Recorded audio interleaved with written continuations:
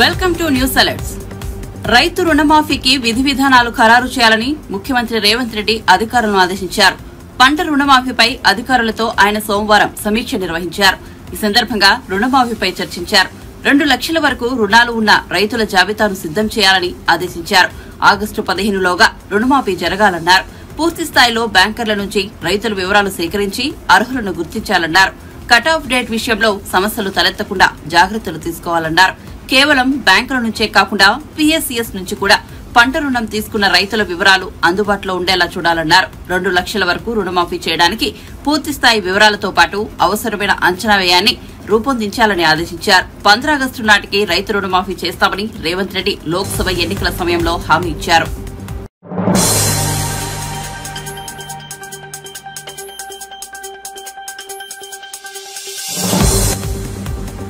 TDP MLA రఘురామకృష్ణంరాజును గతంలో ఓసారి CID అధికారులు అదుపులోకి తీసుకున్న సంగతి తెలిసిందే.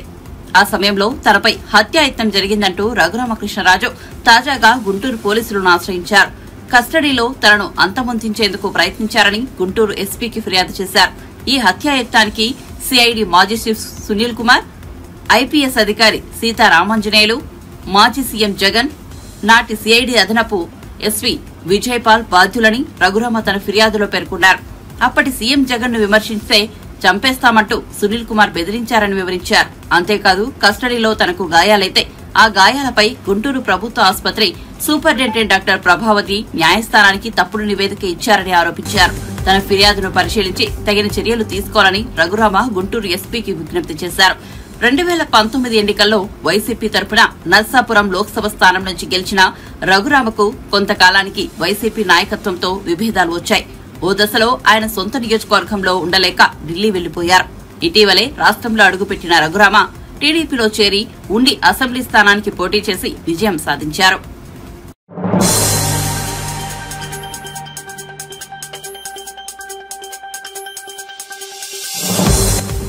నరేంద్ర మోదీ ప్రధాని కాకముందు దేశంలో విద్యుత్ కోతలు ఉండేవని, ఇప్పుడు విద్యుత్ కోతలు లేని దేశాన్ని చూస్తున్నామని కేంద్ర మంత్రి కిషన్ రెడ్డి అన్నారు. సోమవారం ఢిల్లీలో ఆయన మీడియాతో మాట్లాడుతూ ముఖ్యమైన శాఖల్లో పాత మంత్రులే కొనసాగుతున్నట్లు చెప్పారు. తెలంగాణ నుంచి 2 కీలక పదవులు వచ్చాయన్నారు. తనకు బొగ్గు గనుల శాఖను, బండి సంజయ్ కి హోంశాఖ సహాయ మంత్రిని కేటాయించారని తెలిపారు. దేశంలో విద్యుత్ ఉత్పత్తిలో బొగ్గుది కీలక పాత్ర అన్నారు. రాష్ట్రపతి భవన్లో కేంద్ర మంత్రిగా ప్రమాణ స్వీకారం చేసిన కిషన్ రెడ్డికి బొగ్గు గనుల శాఖను కేటాయించారు. అదేవిధంగా ప్రధానమంత్రి గారు నాకు కూడా ఈరోజు చేంజ్ చేసి కోల్ అండ్ మైన్స్ ఈ 2 మంత్రిత్వ శాఖలకు సంబంధించినటువంటి బాధ్యతలు, coal ministry and mines ministry 2 మినిస్ట్రీలకు సంబంధించినటువంటి బాధ్యతలు నాకు అప్పగించడం జరిగింది. 1-2 రోజుల్లో బాధ్యతలు చేపట్టిన తర్వాత అధికారులతో చర్చించి 100 రోజుల్లో ఎజెండా ఏంటి, రానున్న రోజుల్లో ఏ రకంగా మరి ఈ 2 మంత్రిత్వ శాఖల గురించి వివరాలు తెలుసుకొని మరి దానిపైన కార్యాచరణ ప్రణాళిక రూపొందిస్తాము. ముఖ్యంగా దేశంలో పవర్ కానీ ఎనర్జీ కానీ వీటికి సంబంధించి కోలే ప్రధానమైనటువంటి కీలక పాత్ర పోషిస్తున్న విషయం మీకు తెలుసు. అనేక దేశ అభివృద్ధిలో బొగ్గు చాలా కీలక పాత్ర పోషిస్తుంది. కాబట్టి దానికి సంబంధించినటువంటి బొగ్గు గనుల కేటాయింపులు కావచ్చు, బొగ్గు తవ్వకాలు కావచ్చు, వాటి సరఫరా కావచ్చు, ఎన్వైరన్మెంట్ పరిస్థితి కావచ్చు, పనిచేస్తున్నటువంటి లక్షలాది మంది కార్మికుల సంక్షేమం కావచ్చు, ఇవన్నీ కూడా కోల్ మినిస్ట్రీలో చేయాల్సి ఉంటుంది. నాకు పూర్తి విశ్వాసం ఉంది. ప్రధానమంత్రి నరేంద్ర మోడీ గారి యొక్క మార్గదర్శకంలో తప్పకుండా ఈ కోల్ మినిస్ట్రీని సమర్థవంతంగా నిర్వహించాలి. దాన్ని మరింతగా పట్టుదలతో పనిచేస్తానని చెప్పి ఈ సందర్భంగా మనయేస్తున్నాను. చాలా పెద్ద మంత్రిత్వ శాఖ కోల్ ఫీల్డ్కి సంబంధించి కావచ్చు, కోల్ ఇండియా కావచ్చు, ఇవన్నీ కూడా సమన్వయం చేసుకుంటూ అనేక ప్రైవేట్ సెక్టార్లో ఉన్నటువంటి మరి అనేక సంస్థలు కూడా ఈరోజు బొగ్గు గనులు వారు ఓపెన్ యాక్షన్లో తీసుకొని బొగ్గును ఈరోజు ఉత్పత్తి చేస్తూ ఉన్నారు. వారందరితో కూడా సమన్వయం చేసుకుంటూ దేశంలో కూడా ఎక్కడ కూడా బొగ్గు కొరత లేకుండా చూడాల్సినటువంటి అవసరం ఉంది. అవి పవర్ జనరేషన్ చేసేటువంటి కంపెనీలు కావచ్చు, లేక అనేక స్టీల్ తయారు చేసేటువంటి కంపెనీలు కావచ్చు, అందరికీ కూడా బొగ్గు అవసరము ఉంటుంది.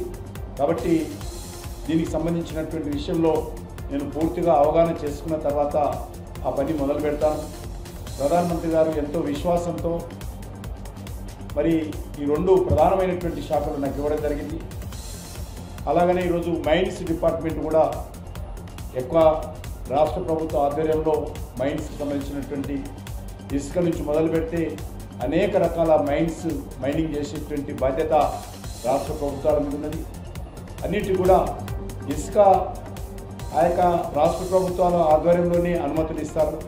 కానీ కొన్ని ఇతర ఖనిజాలు ఏవైతే ఉన్నాయో వాటన్నిటిని కూడా మరి తవ్వకాలు చేయాలన్నా వాటికి సంబంధించినటువంటి ఉత్పత్తులకు సంబంధించి మరి అనేక రకాల పాలసీ తయారు చేసేటువంటి విభాగమే ఈరోజు మైన్స్ శాఖ. దాని ద్వారా కూడా మరి ఈరోజు మరి దేశానికి చాలా ఉపయోగపడేటువంటిది. ఈ రెండు శాఖలు కూడా దేశంలో ఎనర్జీ పవర్ సెక్టార్తో పాటు దేశానికి రెవెన్యూ తీసుకొచ్చేటువంటి శాఖలు, ప్రభుత్వాలకు ఆదాయ వనరులు తీసుకొచ్చేటువంటి శాఖలు. తప్పకుండా అటు రాష్ట్ర ప్రభుత్వాలకు కానీ ఇటు కేంద్ర ప్రభుత్వాలకు కానీ మరి కేంద్ర ప్రభుత్వాన్ని కానీ ఆదాయం పెంచే విషయంలో మరి ఎక్కడ కూడా మరి గతంలో ఉన్నటువంటి మంత్రి గారు మరి ప్రహ్లాద్ జోషి గారు చాలా సమర్థవంతంగా పనిచేయడం జరిగింది. మీకు అందరికీ తెలుసు, నరేంద్ర మోడీ గారు లేకముందు దేశంలో విద్యుత్ కోతలు ఉండేది. కారణము బొగ్గు అందుబాటులో లేకపోవడం, బొగ్గు సరఫరా లేకపోవడం కారణంగా దేశంలో విద్యుత్ కోతలు ఉండేది. నరేంద్ర మోడీ గారు వచ్చిన తర్వాత చాలా పెద్ద ఎత్తున మరి ఈరోజు బొగ్గు ఉత్పత్తి చేయడం ద్వారా, కోల్ ప్రొడక్షన్ పెంచడం ద్వారా ఈరోజు విద్యుత్ కోతలు లేనటువంటి నూతన భారతాన్ని నరేంద్ర మోడీ గారు ఆవిష్కరించారు. అన్ని రాష్ట్రాలలో కూడా ఈరోజు పవర్ గ్రిడ్ కనెక్టివిటీ పెంచి ఈరోజు విద్యుత్ కోత లేని దేశంగా నిర్మాణం చేయడం జరుగుతుంది. తప్పకుండా ఆ దిశలోనే మేము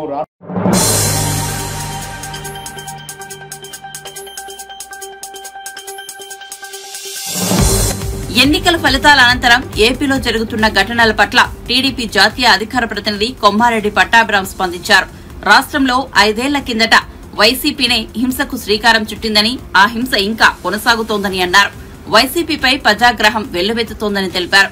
గత ఎన్నికల్లో 151 సీట్లు గెలిచిన ఆ పార్టీని ఈసారి ప్రజలు 11 సీట్లకే పరిమితం చేశారని తెలిపారు. వారికి కనీసం ప్రతిపక్ష హోదా కూడా రాలేదని పట్టాభి పేర్కొన్నారు.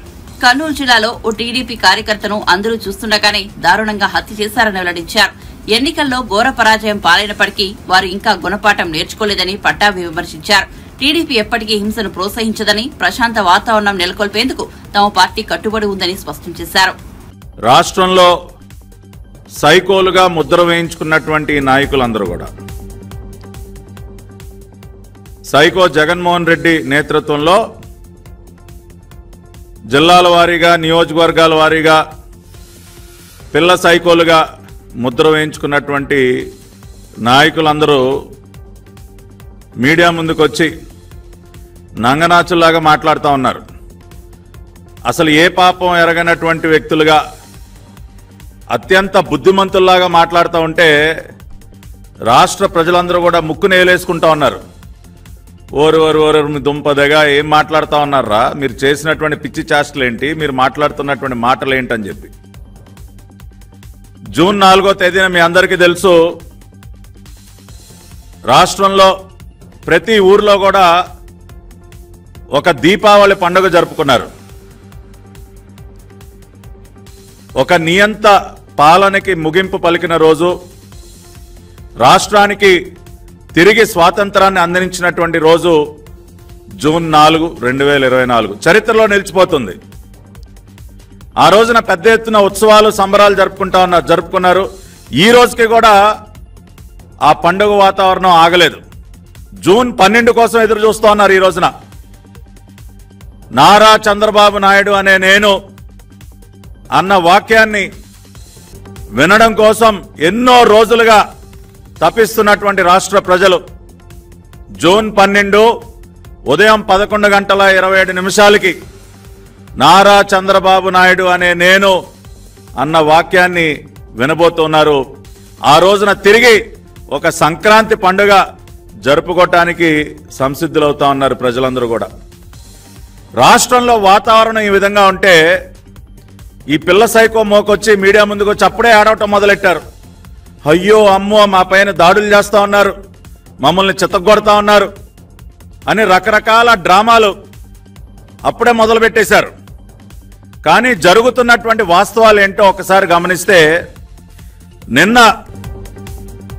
కర్నూలు జిల్లాలో బొమ్మిరెడ్డిపల్లిలో మా పార్టీ నాయకుడు గిరినాథ్ చౌదరి గారిని అత్యంత కిరాతకంగా నడి రోడ్డు మీద హత్య చేశారు వైసీపీ సైకో మోకలు. మాజీ ఎమ్మెల్యే కంగాటి శ్రీదేవి కుటుంబ సభ్యులు అనుచరులు మా పార్టీ నేత గిరినాథ్ చౌదరిని అత్యంత కిరాతకంగా నడి రోడ్డు పైన హత్య చేశారు. నిన్న 24 గంటలు కూడా అవలేదు. దీనికి ఏం చెప్తారు ఈ పిల్ల సైకోలు? ఇవాళ హింసని ప్రేరేపిస్తున్నది ఎవరు? హింసకి పాల్పడుతున్నది ఎవరు? గిరినాథ్ చౌదరిని చంపింది వైసీపీ పిల్ల సైకోలు, అవునా కాదా? ఇవాళ నంగనాచుల్లాగా మీడియా ముందుకు వచ్చి మాట్లాడుతున్నటువంటి ఆ గుడివాడ గుట్కాగాడిని అడుగుతా ఉన్నా, ఎరా కొడాలి నాని, ఎవర్రా చంపింది? గిరినాథ్ చౌదరి అనే తెలుగుదేశం పార్టీ నాయకుడిని ఎవరు చంపింది? మీ పార్టీ సైకో మోకలు కాదా? ఏమయ్యా పేరుని నాని, ఏంటయా మాట్లాడుతా ఉన్నావు మీడియా ముందుకు వచ్చి? కౌంటింగ్కి 2 రోజుల ముందున నువ్వు వచ్చి మాట్లాడినటువంటి మాటలేంటి? గంటలు లెక్క పెట్టుకోండిరా, మీ సంగతి తేలుస్తాం. ఏది కౌంటింగ్కి 2 రోజుల ముందు? దాన్ని బట్టి అర్థం కావట్లేదా మీ వ్యవహార శైలి ఏంటో? ఒక పక్కన ఇటువంటి దారుణాలు చేస్తూ ప్రజలు మక్కిలెరగొట్టి మిమ్మల్ని మోకాళ్ళ మీద నుంచోబెట్టిన 11 సీట్లతో మిమ్మల్ని మోకాళ్ళ మీద నుంచోబెట్టారు ఈ రాష్ట్రంలో. ప్రజా తీర్పు ఆ విధంగా ఉన్నా కూడా ఇంకా బుద్ధి తెచ్చుకోకుండా ఈ సైకో చేష్టలు.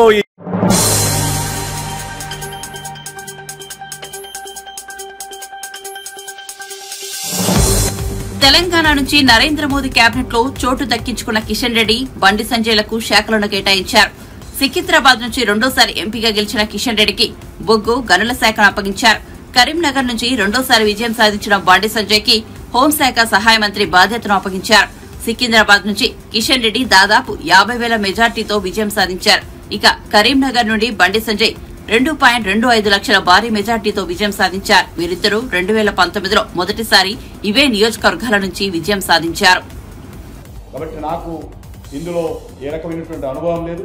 అయినప్పటికీ కూడా చాలా తొందరగా ఈ యొక్క మరి కోల్ మినిస్ట్రీకి సంబంధించినటువంటి విధి విధానాలు కావచ్చు, వాళ్ళు చేస్తున్నటువంటి కార్యక్రమాలు కావచ్చు, కోల్ ఇండియాలో పనిచేస్తున్నటువంటి లక్షలాది మంది కార్మికుల సంక్షేమం కావచ్చు, వీటన్నిటిపైన కూడా సమగ్రంగా అధ్యయనం చేసుకొని మేము నరేంద్ర మోడీ గారి యొక్క మార్గదర్శకంలో తప్పకుండా ఈ దేశానికి ఉపయోగపడేటువంటి కోల్ అండ్ మరి ఎనర్జీకి సంబంధించినటువంటి విషయంలో కావచ్చు, లేకపోతే మైన్స్ విషయంలో కావచ్చు సమర్థవంతంగా నిర్వర్తిస్తాను.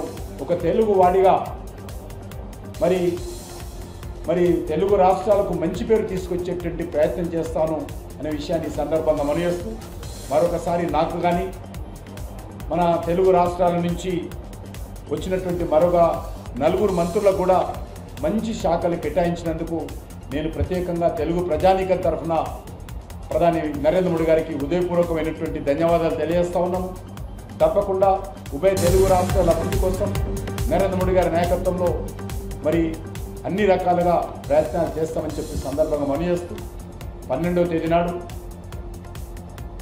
ఏదైతే మరి ఆంధ్రప్రదేశ్లో చంద్రబాబు నాయుడు గారు ఏదైతే వాళ్ళ మంత్రిత్వ శాఖలు మంత్రుల ప్రమాణ స్వీకార కార్యక్రమం ఉంటుందో దానికి భారత ప్రధానమంత్రి గారు కూడా మరి నరేంద్ర మోడీ గారు కూడా రాబోతున్నారు. కాబట్టి తప్పకుండా రానున్న రోజుల్లో ఉభయ తెలుగు రాష్ట్రాలు మరింత వేగవంతంగా మరింత సమాంతరంగా ఇతర రాష్ట్రాలతో పోటీ పడే విధంగా భారతదేశం అభివృద్ధిలో కీలక పాత్ర పోషిస్తూ ఈ రెండు రాష్ట్రాల అభివృద్ధి కోసము కేంద్ర ప్రభుత్వము అన్ని రకాలుగా సహకారాలు అందిస్తుందని చెప్పి ఈ సందర్భంగా మనవిస్తూ మరొకసారి నా తరఫున తెలుగు ప్రజల తరఫున ప్రత్యేకంగా ప్రధానమంత్రి గారికి ధన్యవాదాలు తెలియజేస్తా ఉన్నాను. ముఖ్యంగా రామ్మోహన్ నాయుడు గారికి సివిల్ ఏవియేషన్ మినిస్ట్రీ ఇవ్వడం ఇటు హైదరాబాద్లో కానీ అదేవిధంగా విజయవాడ, రాజమండ్రి, కడప, అదేవిధంగా పుట్టపర్తి, విశాఖపట్నం ఎయిర్పోర్ట్లను సమర్థవంతంగా అభివృద్ధి చేయడం కావచ్చు. వరంగల్లో కూడా ఉన్నటువంటి పురాతనమైనటువంటి ఎయిర్పోర్ట్ పునరుద్ధరించే విషయంలో గతంలో కేసీఆర్ గారు పూర్తిగా నిర్లక్ష్యం చేయడం జరిగింది.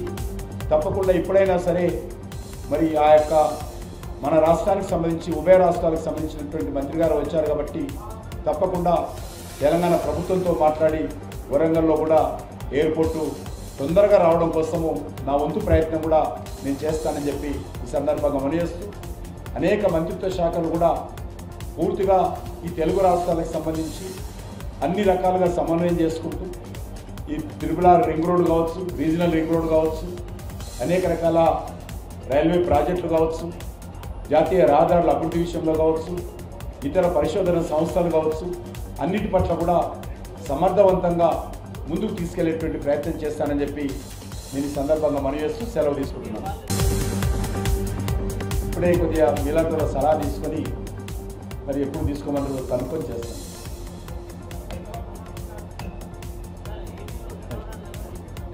వెళ్తాను.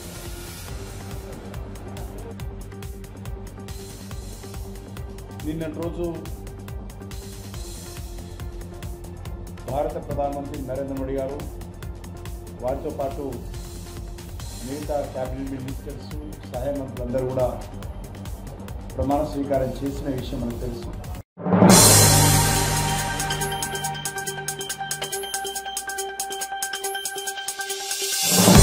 ఎన్డీఏ 3.0 మంత్రివర్గ సభ్యులకు శాఖలు కేటాయించారు.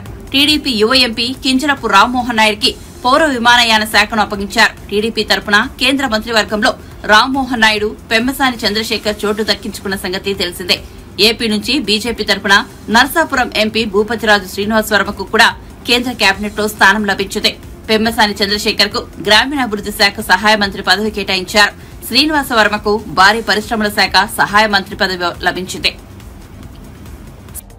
క్యాబినెట్ మినిస్టర్గా నిన్న ప్రమాణ స్వీకారం చేసినటువంటి రామ్మోహన్ నాయుడు గారు సివిల్ ఏవియేషన్ పౌర విమానయాన శాఖగా వారు కేటాయింపు చేయడం జరిగింది వారికి. అదేవిధంగా సహాయ మంత్రిగా ప్రమాణ స్వీకారం చేసినటువంటి బండి సంజయ్ కుమార్ గారికి హోంశాఖ సహాయ మంత్రిగా వారికి శాఖ కేటాయింపు చేయడం జరిగింది. అదేవిధంగా చంద్రశేఖర్ గారు గుంటూరు నుంచి వచ్చినటువంటి వారికి గ్రామీణాభివృద్ధి అండ్ కమ్యూనికేషన్ మంత్రిత్వ శాఖలు వారికి సహాయ మంత్రిగా వారికి కేటాయింపడం జరిగింది. అదేవిధంగా శ్రీనివాస్ వర్మ గారు ఎవరైతే నర్సాపురం నుంచి పార్లమెంట్ సభ్యుడిగా గెలిచి నిన్న సహాయ మంత్రిగా బాధ్యతలు చేపట్టారో వారికి ఈరోజు భారీ పరిశ్రమలు, ఉక్కు శాఖ వారికి కేటాయించడం జరిగింది. అదేవిధంగా ప్రధానమంత్రి గారు నాకు కూడా ఈరోజు చేంజ్ చేసి కోల్ అండ్ మైన్స్ ఈ రెండు మంత్రిత్వ శాఖలకు సంబంధించినటువంటి బాధ్యతలు, coal ministry and mines ministry ఈ రెండు మినిస్ట్రీలకు సంబంధించినటువంటి బాధ్యతలు నాకు అప్పగించడం జరిగింది. 1-2 రోజుల్లో బాధ్యతలు చేపట్టిన తర్వాత అధికారులతో చర్చించి 100 రోజుల్లో ఎజెండా ఏంటి, రానున్న రోజుల్లో ఏ రకంగా మరి ఈ రెండు మంత్రిత్వ శాఖల గురించి వివరాలు తెలుసుకొని మరి దానిపైన కార్యాచరణ ప్రణాళిక రూపొందిస్తాము. ముఖ్యంగా దేశంలో పవర్ కానీ ఎనర్జీ కానీ వీటికి సంబంధించి కోలే ప్రధానమైనటువంటి కీలక పాత్ర పోషిస్తున్న విషయం మీకు తెలుసు. అనేక దేశ అభివృద్ధిలో బొగ్గు చాలా కీలక పాత్ర పోషిస్తుంది. కాబట్టి దానికి సంబంధించినటువంటి బొగ్గు గనుల కేటాయింపులు కావచ్చు, బొగ్గు తవ్వకాలు కావచ్చు, వాటి సరఫరా కావచ్చు, ఎన్వైరన్మెంట్ పరిస్థితి కావచ్చు, పనిచేస్తున్నటువంటి లక్షలాది మంది కార్మికుల సంక్షేమం కావచ్చు, ఇవన్నీ కూడా కోల్ మినిస్ట్రీలో చేయాల్సి ఉంటుంది. నాకు పూర్తి విశ్వాసం ఉంది. ప్రధానమంత్రి నరేంద్ర మోడీ గారి యొక్క మార్గదర్శకంలో తప్పకుండా ఈ కోల్ మినిస్ట్రీని సమర్థవంతంగా నిర్వహించాలి. దాన్ని మరింతగా పట్టుదలతో పనిచేస్తానని చెప్పి ఈ సందర్భంగా మనవేస్తున్నాం. చాలా పెద్ద మంత్రిత్వ శాఖ కోల్ ఫీల్డ్కి సంబంధించి కావచ్చు, కోల్ ఇండియా కావచ్చు, ఇవన్నీ కూడా సమన్వయం చేసుకుంటూ అనేక ప్రైవేట్ సెక్టార్లో ఉన్నటువంటి మరి అనేక సంస్థలు కూడా ఈరోజు బొగ్గు గనులు వారు ఓపెన్ యాక్షన్లో తీసుకొని బొగ్గును ఈరోజు ఉత్పత్తి చేస్తూ ఉన్నారు. వారందరితో కూడా సమన్వయం చేసుకుంటూ దేశంలో కూడా ఎక్కడ కూడా బొగ్గు కొరత లేకుండా చూడాల్సినటువంటి అవసరం ఉంది. అవి పవర్ జనరేషన్ చేసేటువంటి కంపెనీలు కావచ్చు, లేక అనేక స్టీల్ తయారు చేసేటువంటి కంపెనీలు కావచ్చు, అందరికి కూడా బొగ్గు అవసరము ఉంటుంది. కాబట్టి దీనికి సంబంధించినటువంటి విషయంలో నేను పూర్తిగా అవగాహన చేసుకున్న తర్వాత ఆ పని మొదలు పెడతాను. ప్రధానమంత్రి గారు ఎంతో విశ్వాసంతో మరి ఈ రెండు ప్రధానమైనటువంటి శాఖలు నాకు ఇవ్వడం జరిగింది. అలాగనే ఈరోజు మైన్స్ డిపార్ట్మెంట్ కూడా ఎక్కువ రాష్ట్ర ప్రభుత్వ ఆధ్వర్యంలో మైన్స్కి సంబంధించినటువంటి ఇసుక నుంచి మొదలు పెడితే అనేక రకాల మైనింగ్ చేసేటువంటి బాధ్యత రాష్ట్ర ప్రభుత్వాల మీద ఉన్నది. అన్నిటి కూడా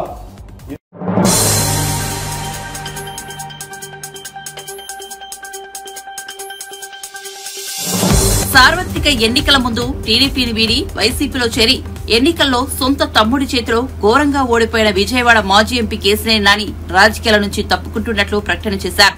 ఇంతటితో తన రాజకీయ ప్రస్థానం ముగిసిందని వెల్లడించారు. అనేక అంశాలను వివిధ వైపుల నుంచి వచ్చిన ప్రతిస్పందనలను జాగ్రత్తగా గమనించిన మీదట ఇక రాజకీయాలకు స్వస్తి పలుకుతున్నానని తెలిపారు. 2 పర్యాయాలు విజయవాడ ఎంపీగా ప్రజలకు సేవ చేయడాన్ని తనకు దక్కిన గొప్ప గౌరవంగా భావిస్తారని కేశినేని నాని పేర్కొన్నారు. విజయవాడ ప్రజల స్థైర్యం, వారి దృఢ సంకల్పం నాకు స్ఫూర్తినిస్తాయి. వారి అంచనాలపైన మద్దతుకు నేను హృదయపూర్వకంగా కృతజ్ఞతలు తెలుపుకుంటున్నాను. నేను రాజకీయాల నుంచి తప్పుకుంటున్నప్పటికీ విజయవాడపై నా అంకితభావం బలంగానే ఉంటుంది. విజయవాడ అభివృద్ధికి నేను చేయగలిగినంత సాయం చేస్తూనే ఉంటాను. ఇప్పుడు నా జీవితంలో మరొక అధ్యాయం మొదలవుతోంది. ఎంతో విలువైన జ్ఞాపకాలను, అమూల్యమైన అనుభవాలను నాతో తీసుకెళ్తున్నాను. విజయవాడ అభివృద్ధి కోసం పరితపించే కొత్త ప్రజాప్రతినిధులకు నా శుభాకాంక్షలు. 10 ఏళ్ల పాటు సేవలు అందించే అవకాశాన్నిచ్చిన విజయవాడ ప్రజలకు మరొకసారి హృదయపూర్వక ధన్యవాదాలు తెలుపుకుంటుంటాను అంటూ కేశినేని నాని తన ప్రకటనలో పేర్కొన్నారు.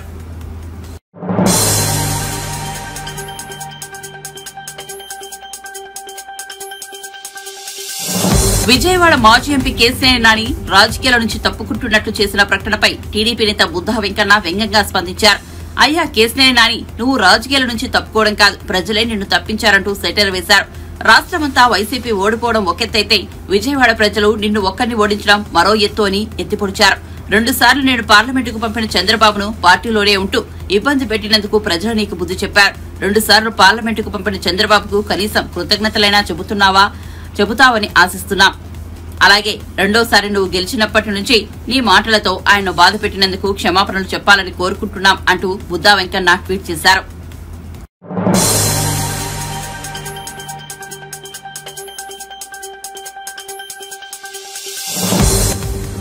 విశాఖ శారదాపీఠం అధిపతి స్వామి స్వరూపానందేంద్ర సరస్వతి మీడియా ముందుకు వచ్చి తాము రాజకీయాలకు దూరమని, తాము ఏ ప్రభుత్వంలోనూ తల దూర్చబోమని చెప్పారు. 4 ఏళ్ల తర్వాత ఇవాళే మీడియా ముందుకు వచ్చారని వెల్లడించారు. అయితే స్వరూపానంద వ్యాఖ్యలపై ఏపీ సాధు పరిషత్ నేత శ్రీనివాసానంద సరస్వతి నిప్పులు చెరిగేలా స్పందించారు. పవిత్రమైనటువంటి ఆ పవిత్రతని నాశనం చేసేటప్పుడు ఈ విశాఖ శారదా పీఠాధిపతి స్వరూపానంద గారు మీరు ఏమయ్యారో, మీరు హిందూ ధర్మం కోసం కట్టుబడి ఉన్నామని చెప్పడానికి సిగ్గుపడాలి. మీలాంటి వాళ్ళు కాషాయం కట్టుకున్నందుకు హిందువులందరూ కూడా సిగ్గుపడుతున్నారు. స్వామీజీలు మేము ఎలాగా బాధపడుతున్నాం. యోగ్యత లేని వ్యక్తులు, అర్హత లేనటువంటి వ్యక్తులు కాషాయం ఒక ధర్మానికి ప్రతిరూపమని, నా ప్రజయ నా ధనేన త్యాగే నైకో అమృతత్వ మానసు ఉపనిషత్తులు ఈ కాషాయాన్ని గౌరవిస్తూ శ్లాఘిస్తూ ఉన్నాయి. త్యాగానికి ప్రతిరూపం కాషాయం. ధర్మాన్ని రక్షించే ఒక ప్రతిరూపంగా కాషాయాన్ని మనకు ఋషులు అందించారు. అటువంటి ధర్మాన్ని రక్షిస్తాము, హిందూ సనాతన ధర్మ వైభవాన్ని కాపాడుతాము. మా ఋషి పరంపర, మా ఆలయాలు, మా గోవులు, దేవస్థానాలు, దేవాలయ భూములు ఇవన్నీ కూడా సనాతన ధర్మంలోకి వస్తాయి. వీటన్నిటికీ కూడా ప్రతినిధులుగా కాషాయం కట్టుకున్నటువంటి స్వామీజీలు ఆశ్రమాలు పెట్టుకొని ఉండాల్సినటువంటి తరుణంలో ఈ కాషాయానికి సిగ్గు తెచ్చి పెట్టాడు మీరు.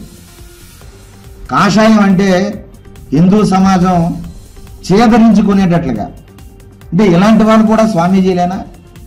వీళ్ళకి ధనార్జన తప్ప ధర్మం పట్టదా? హిందుత్వానికి ఇన్ని కష్టాలు వచ్చేటప్పుడు రోజుకొక దాడులు దేవాలయం మీద జరుగుతూ ఉంటే జగన్మోహన్ రెడ్డి గారి పాలనలో దాదాపుగా 400కు పైగా ఆలయాల మీద, దేవతా విగ్రహాల మీద, దేవాలయ భూముల మీద, అర్చకుల మీద, బ్రాహ్మణుల మీద, పురోహితుల మీద, ఆశ్రమాల మీద, చిత్తూరులో స్వామీజీని అక్కడ భూములు వైకాపా నాయకులు భూదందాలు చేసి అచ్యుతానంద స్వామి గారిని రాత్రి చంపేశారండి. ఏం స్వరూపానంద, ఎక్కడికి పోయావు నువ్వు? ఇలాంటి కాషాయ స్వామీజీల మీద హత్యలు చేస్తే ఆ రోజు మీ నోరేమైంది? ఆ రోజు నీ పీఠం ఏమైంది? ఆ రోజు ఎక్కడికి పోయావు నువ్వు? ఒక స్వామీజీని వైకాపా ప్రభుత్వంలో, ఈ ప్రభుత్వ హయాంలో పక్కా ప్లాన్తో స్వామిని అత్యంత దారుణంగా చంపేస్తే ఒక్క ప్రెస్ మీట్ పెట్టావా నువ్వు? సిగ్గు లేనటువంటి కాషాయం ముసుగు వేసుకొని ఇంకా నాటకాలు ఆడుతావా? ఇదని పీఠం తాలూకా ధర్మం. రామతీర్థం మీ విశాఖ శారదా పీఠానికి ఎంత దూరంలో ఉందయా? రామతీర్థంలో రాముడికి శిరస్సు ఖండిస్తే, పీక తొలగించేస్తే కోట్లాది మంది దేశాల్లో హిందువులందరూ రామభక్తులు కన్నీరు పెడితే నువ్వు కరిగావు. నీది ఒక పీఠం, నువ్వు ఒక స్వామివి, నువ్వు ఒక కాషాయ బట్టలు, కాషాయ దండాలు, కాషాయ అంబరదారులు. సిగ్గు లేదయ్యా? శ్రీరంగ నీతి చెప్తావు ఇప్పుడు అంటే ఇప్పుడు నీకు భయం వచ్చేసింది. ఇప్పటికే నీకు హిందువులందరూ కూడా ఛేదరించుకొని ఈయన హిందూ ధర్మానికి ద్రోహి, హిందుత్వాన్ని మంట కలుపుతున్నాడు ఈయన స్వామి కాదు, ఈయన ఒక వ్యాపారస్తుడుగా, ఒక భూ కబ్జాదారుడుగా, ఒక సెటిల్మెంట్ చేసుకునేటటువంటి ఒక దీనమైన స్థితిలో ఉన్నాడని హిందూ సమాజం చేదరించుకొని పిలవడం మానేసింది. ఎక్కడికి కూడా ఏ కార్యక్రమాలకి. ఆ పీఠాన్ని చూస్తే ప్రతి హిందువుడు కూడా పీఠాన్ని చూసి అందరూ కూడా ఉమ్మి వేసేస్తూ ఉన్నారు. నువ్వు చేస్తున్నటువంటి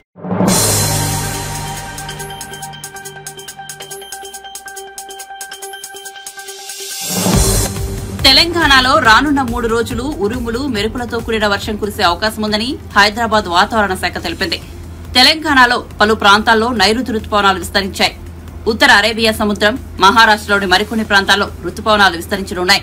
నాసిక్, నిజామాబాద్, సుఖుమా, విజయనగరం, ఇస్లాంపూర్ వరకు విస్తరించనున్నట్లు పేర్కొంది. నైరుతి రుతుపవనాల విస్తరణ నేపథ్యంలో 3 రోజుల పాటు వర్షం కురిసే అవకాశం ఉందని తెలిపింది. గంటకు 30 కిలోమీటర్ల నుంచి 40 కిలోమీటర్ల వేగంతో ఈదురుగాలులతో కూడిన వర్షాలు కురిసే అవకాశం ఉందని పేర్కొంది. నల్గొండ, సూర్యాపేట, రంగారెడ్డి, వికారాబాద్, సంగారెడ్డి, మహబూబ్ నగర్, నాగర్ కర్నూల్, వనపర్తి, నారాయణపేట, గద్వాల జిల్లాలో వర్షం కురిసే అవకాశం ఉందని తెలిపింది.